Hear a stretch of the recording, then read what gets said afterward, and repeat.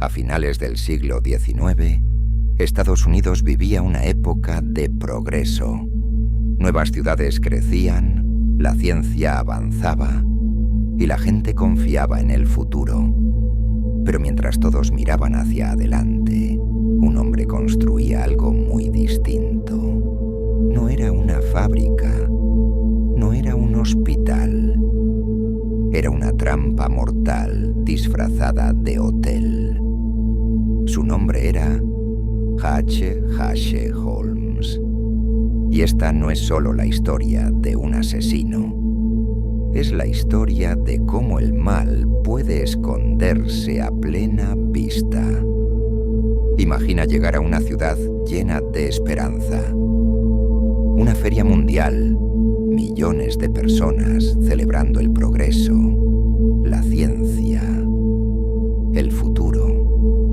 Y en medio de todo eso, un hombre educado, elegante, con una sonrisa tranquila, construyendo un lugar diseñado para matar.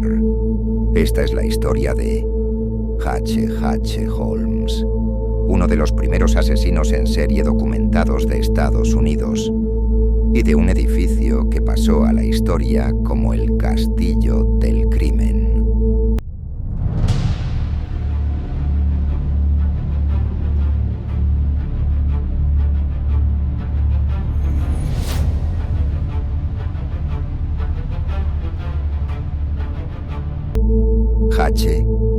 H. Holmes nació en 1861 bajo el nombre de Herman Webster Mudgett en un pequeño pueblo de New Hampshire.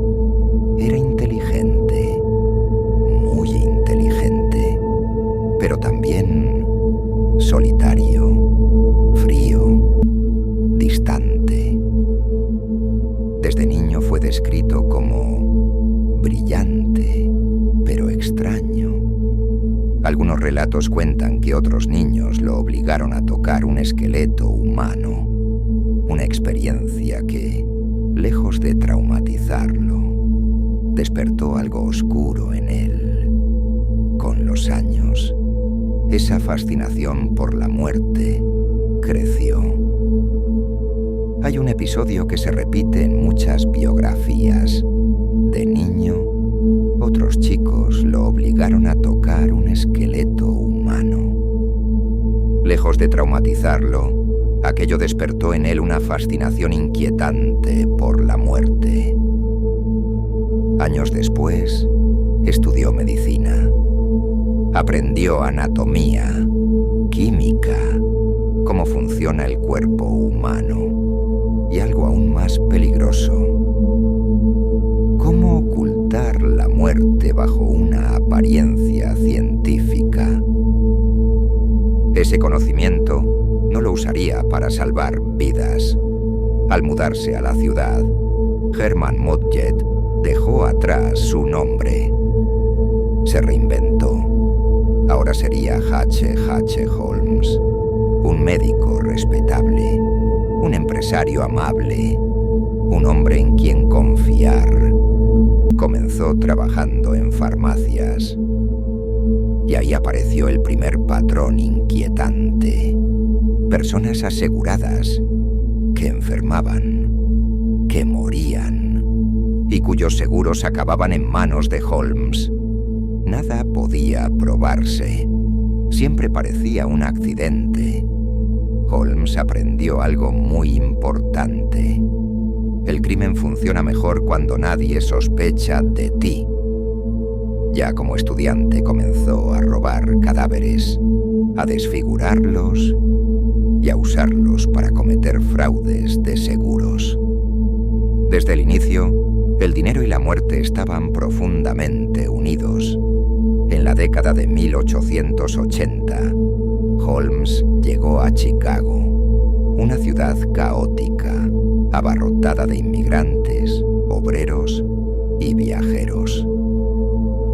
La ciudad se preparaba para un evento histórico, la Exposición Universal de 1893. Millones de visitantes llegarían desde todo el país. necesitando hoteles, habitaciones, un lugar donde dormir, personas que llegaban y a veces simplemente desaparecían. Holmes adoptó una nueva identidad: educado, elegante, encantador. Holmes vio una oportunidad perfecta.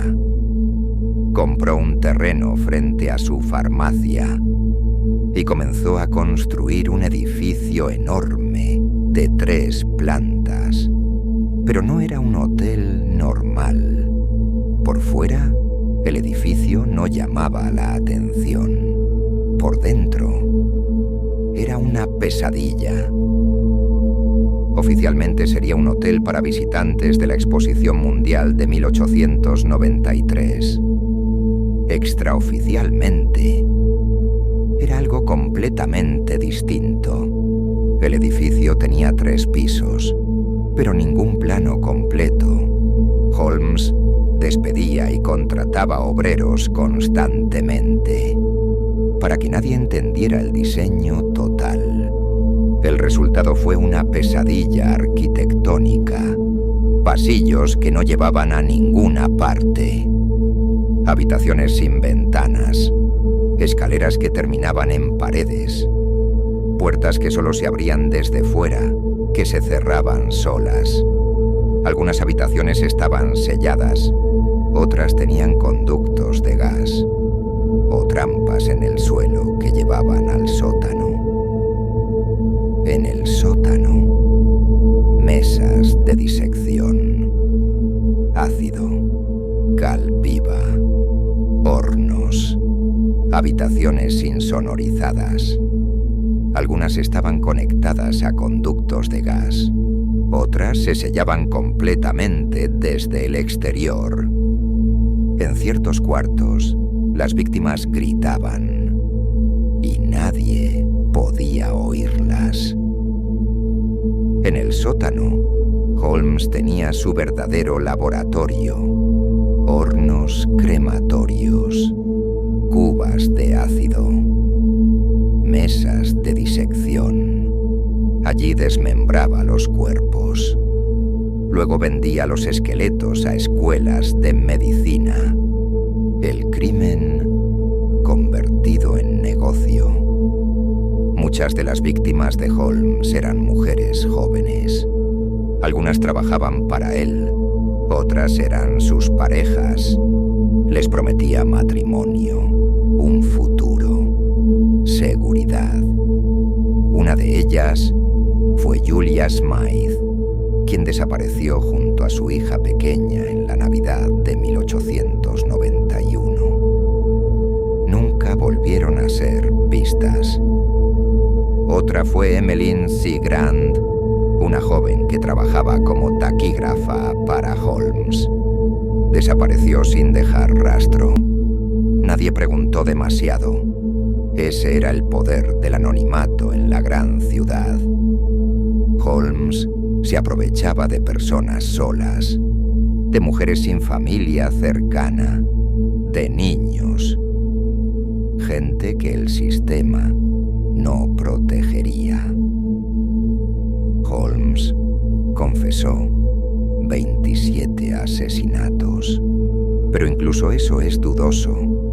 Los investigadores creen que el número real podría estar entre 20 y más de 100 víctimas.